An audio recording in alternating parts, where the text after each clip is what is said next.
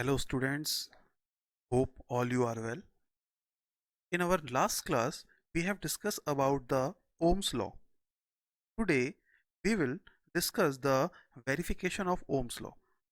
आज हम Ohm's law के वेरिफिकेशन के बारे में बात करेंगे, इसके सर्किट को जोड़ना देखेंगे और इस पे एक छोटा सा एनिमेशन भी देखेंगे कि रियल में ये कैसे कैसे इक्विपमेंट्स होते हैं और इनको हम कैसे जोड़ते हैं.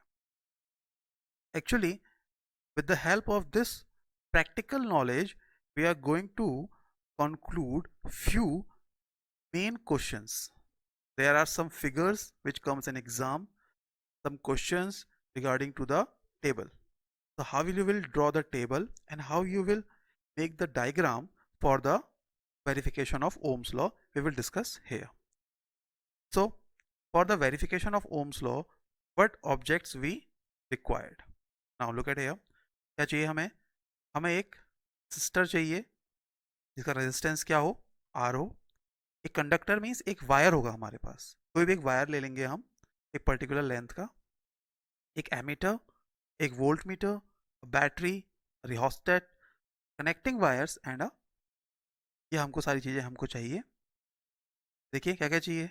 एक वायर, इसका रेजिस्टेंस क्या हो, आर हो, एमीटर, एक वोल्ट मीटर, एक बैटरी, रिहोस्टेट, कनेक्टिंग वायर्स और एक की. अब इनको हम कनेक्ट करेंगे. कनेक्ट कैसे करना है? हमने लेनी है एक बैटरी. ओके, बैटरी या फिर सेल, इसकी जगह हम बैटरी एलिमिनेटर भी ले सकते हैं. बैटरी एलिमिनेटर में हम वैल्यूज सेट कर सकते हैं. Now we will join this with a key. Key से ज्वाइन करने के बाद हम इसको ज्वाइन करेंगे एक एमीटर के साथ. So look very carefully. The positive terminal of the battery is connected with the positive terminal of the, this is very important.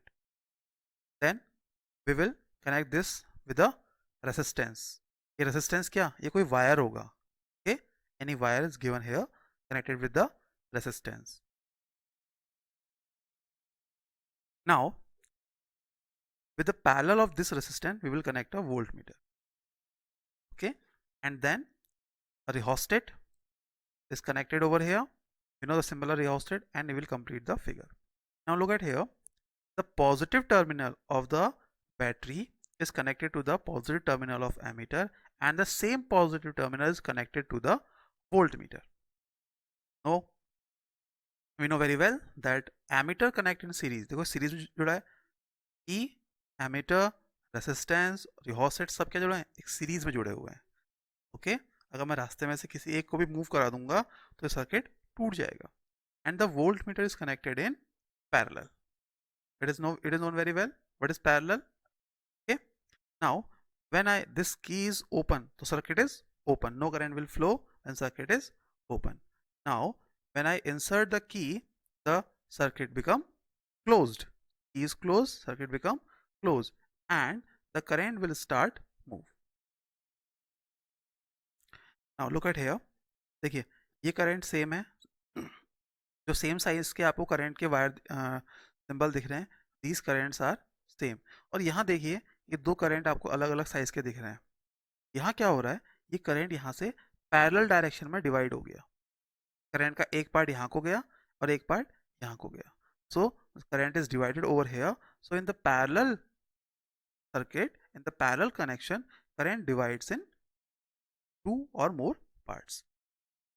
Now how will we take the value, how we will take the resistance, the value of the ammeter and voltmeter, the value of current and potential? We will move this rheostat. Okay, we will move this rheostat by this manner. So we will get a value of current and potential difference. This is the practical formation.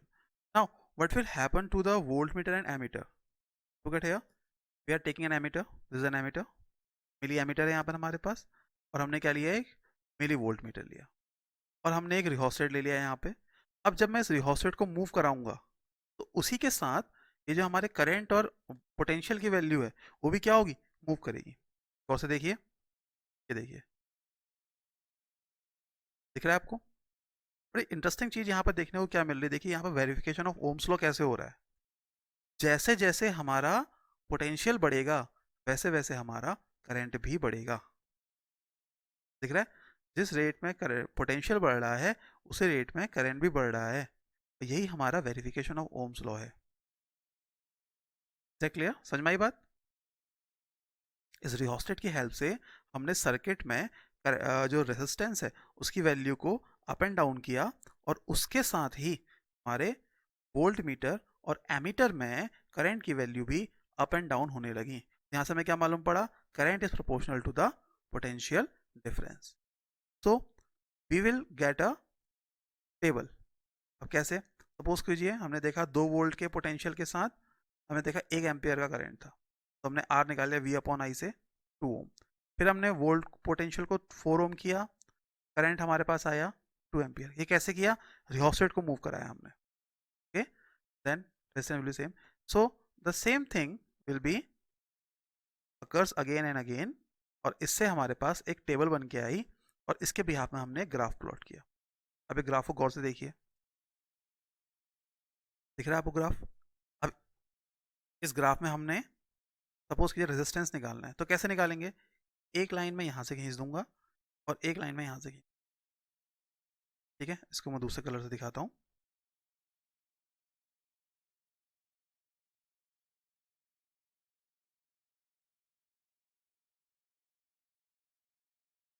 Taking blue colour, look at here.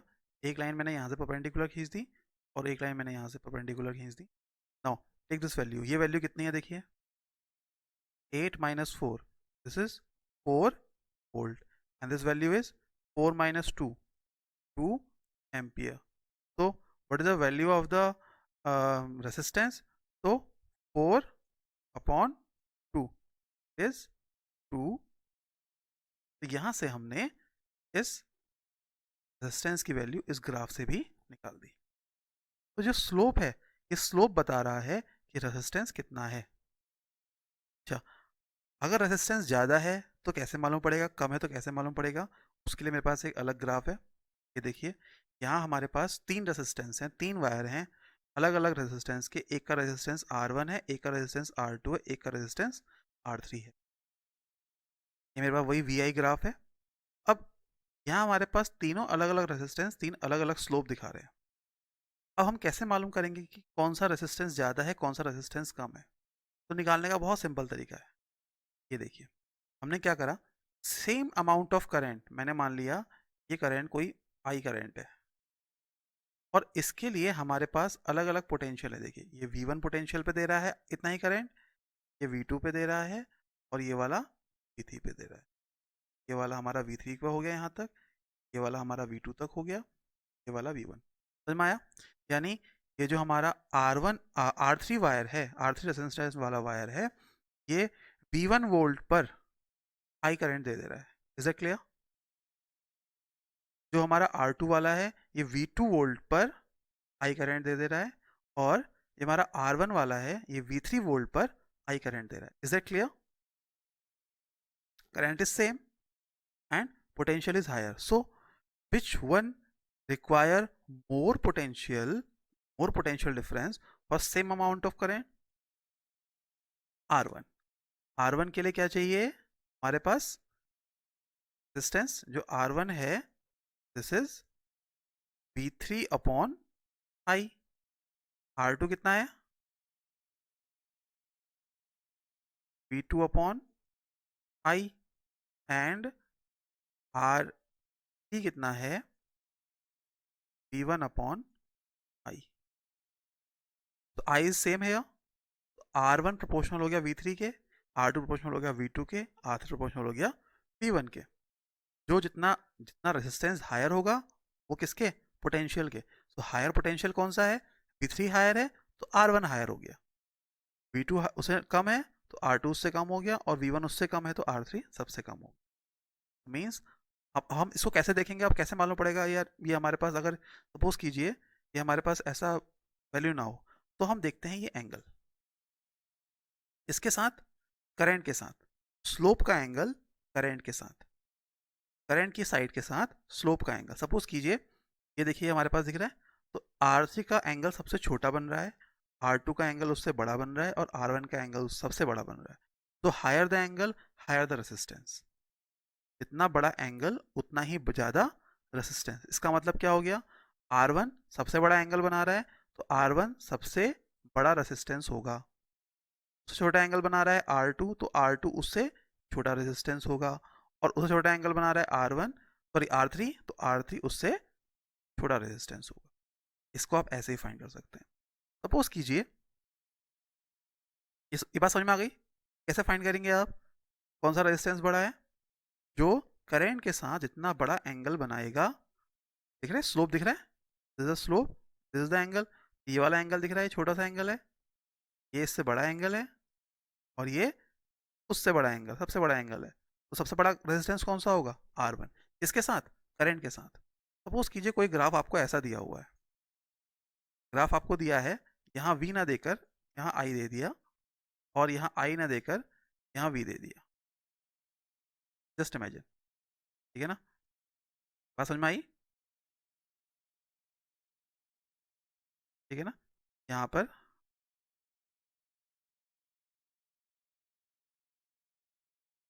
यहाँ V ना देकर I दे दिया, और यहाँ I ना देकर V दे दिया। तो इसमें आप कैसे फाइंड करोगे, इसमें कैसे फाइंड करोगे आप कि कौन सा हमारे पास है। तो देखिए I के साथ जो स्लोप है, I के साथ स्लोप कौन सा है, ये वाला। तो R1 का स्लोप छोटा हो गया, R2 का स्लोप उससे बड़ा हो गया, और R3 का स्लोप उससे बड़ा हो गया। तो यानी करंट का स्लोप इतना बड़ा होगा। तो अब इस कंडीशन में क्या हो गया, इस कंडीशन में R3 बड़ा हो गया R2 से, और R1 सबसे छोटा हो गया। तो हमने क्या देखना है, स्लोप किसके साथ देखना है, करंट के, I के लाइन के साथ। जितना बड़ा स्लोप होगा करंट के साथ उतना ही बड़ा रेसिस्टेंस होगा। ओके, अब इसको हम एक छोटे से एनिमेशन के साथ देखते हैं। चलिए इस ओम्स लॉ के एक्सपेरिमेंट को एक एनिमेशन के थ्रू देखते हैं। अब हमने क्या करना है, बैटरी के एक एंड से जोड़ना है एमीटर के एक एंड को। देखिए पॉजिटिव से पॉजिटिव, एमीटर के नेगेटिव टर्मिनल से वोल्ट मीटर के पॉजिटिव टर्मिनल को जोड़ना है। दोनों फिगर्स में देखिए।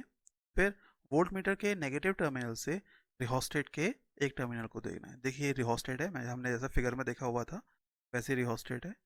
रिहोस्टेट के अगले नीचे वाले दो में से किसी एक से हमें जोड़ना है की के एक हिस्से को, और इस की के अगले हिस्से को हम जोड़ेंगे बैटरी के नेगेटिव टर्मिनल। तो हमारे पास ये सर्किट पूरा हो जाएगा।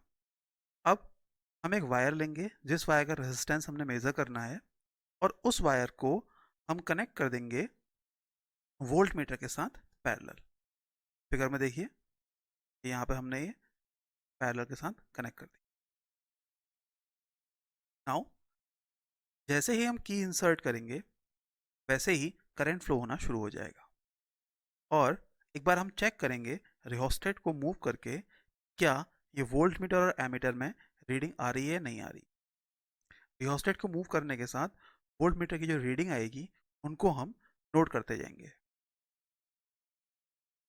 ये हमने पहली रीडिंग नोट करी, फिर हमने रिहोस्टेट को थोड़ा मूव किया, फिर हमने अगली रीडिंग नोट करी, और ऐसे ही हम रीडिंग्स को बार बार नोट करते जाएंगे। Second condition, third condition, fourth condition, बार बार हम रिहोस्टेट को मूव कराएंगे, और जो रीडिंग मिलती जाएगी उसको हम नोट करते जाएंगे। और इसे देखिए हमारे पास रिजल्ट आ गया B/I=R का।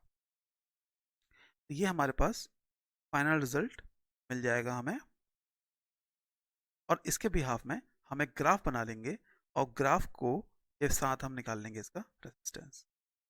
तो इस एनिमेशन से हमने देखा कि प्रैक्टिकली हम कैसे इक्विपमेंट्स यूज़ करते हैं, और प्रैक्टिकली हम कैसे ओम्स लॉ को वेरीफाई करते हैं। अब इसमें कुछ ध्यान देने वाली बातें हैं। पहली बात क्या है, आपने सर्किट कैसे जोड़ना है, सर्किट जोड़ना आपको अच्छे से आना चाहिए।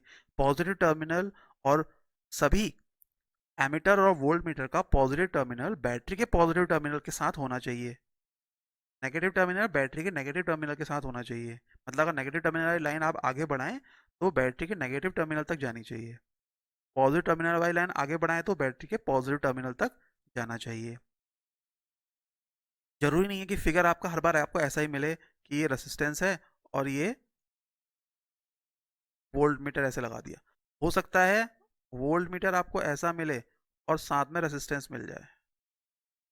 तो आपने देखना है हर बार कि बैटरी का पॉजिटिव टर्मिनल कहाँ होना चाहिए, रेसिस्टेंस के पॉजिटिव टर्मिनल के साथ होना चाहिए। देखिए ये दो फिगर हैं, इन दोनों फिगर्स को बना रहा हूं। एक बार क्वेश्चन भी आया हुआ था लास्ट ईयर और बहुत कंफ्यूजन हुआ था इसमें। तो ये देखिए, ये फिगर आपको जाना पहचाना लग रहा है, ये फिगर सही है, ऐसा ही हमने देखा था बुक में, बट ये फिगर गलत है। क्यों गलत है? कि बैटरी का पॉजिटिव टर्मिनल वोल्ट मीटर के नेगेटिव टर्मिनल के साथ लगा हुआ है और ये फिगर जाना पहचाना नहीं होने के बावजूद भी सही है। क्यों? ये पैरेलल है, this is the parallel combination, और बैटरी का पॉजिटिव टर्मिनल वोल्ट मीटर के पॉजिटिव टर्मिनल के साथ लगा है। ठीक है। दूसरी बात, करंट के साथ आपने देखना है रेजिस्टेंस का स्लोप, जितना स्लोप ज्यादा उतना रेजिस्टेंस ज्यादा, बट किसके साथ? करंट के साथ। ये ग्राफ करंट मान लीजिए यहाँ है और वोल्टेज यहाँ है, इसी ग्राफ को अब आप ऐसे पढ़ेंगे, एंगल यहाँ देखेंगे अब आप।